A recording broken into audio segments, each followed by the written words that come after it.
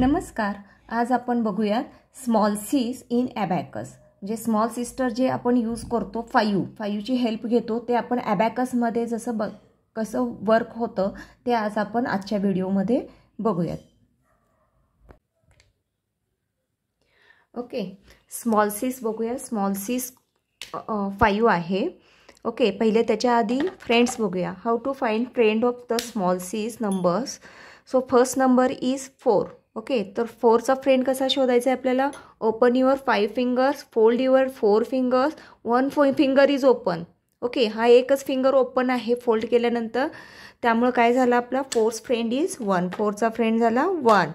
तसं आपल्याला आता 3चा फ्रेंड फाइंड आउट करायचे. Open your 5 fingers, 3 fingers fold करा, 2 फिंगर्स आर ओपन, त्यामुळे 2चा फ्रेंड कोण झाला 2. त्याच्यानंतर आपल्याला किती 2चा फ्रेंड फाइंड आउट करायचे.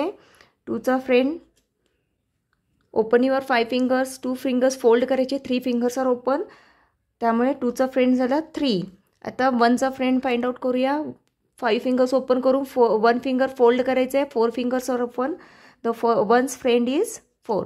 एकदम सिंपल भाषेत आपण मुलांना समजावून सांगायचे की त्याचा फ्रेंड कोण आहे आणि फ्रेंडचा काय यूज आहे ते आपण सम सॉल्व करताना बघूयातच. तर आता ह्या 5चा फ्रेंड्स आपण फ्रेंडची लिस्ट केलेलीच आहे. आता फॉर्म्युलाज बघूयात. तर पहिला फॉर्म्युला येतो 5मध्ये 4चा फॉर्म्युला.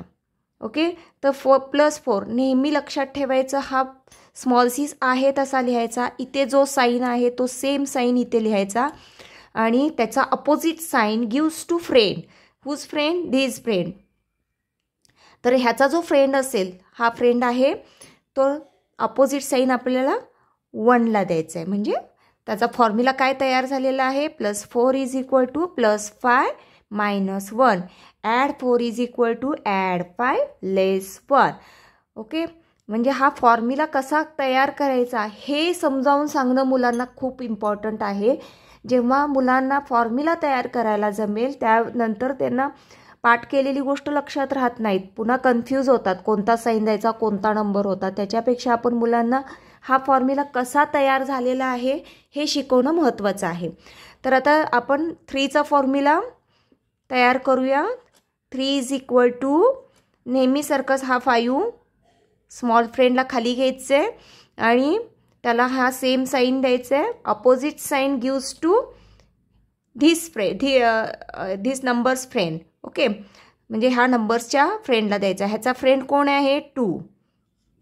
ओके, आता next 2 +2 is equal to what +5 minus his friend 3. +1 is equal to +5 minus 4. म्हणजेच काय, आपल्याला 5 कंप्लीट करण्यासाठी 1मध्ये किती ॲड करावं लागेल तेव्हा आपल्याला 5 मिळणार आहे.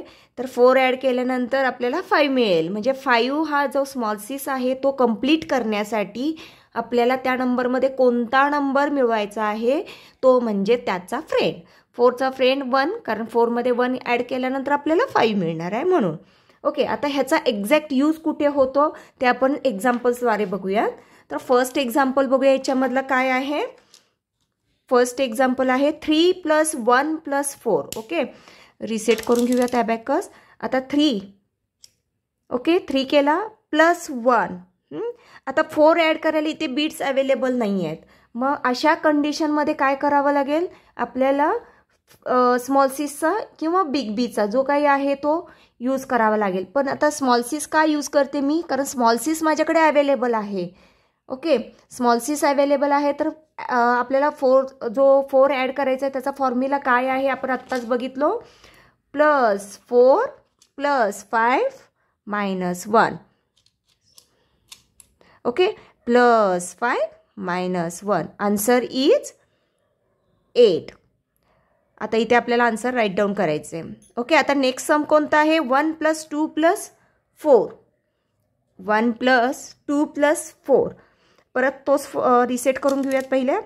1 + 2 + 4. अगेन 4 आपण इथे ॲड डायरेक्ट करू शकत नाही, त्यामुळे you have to use formula.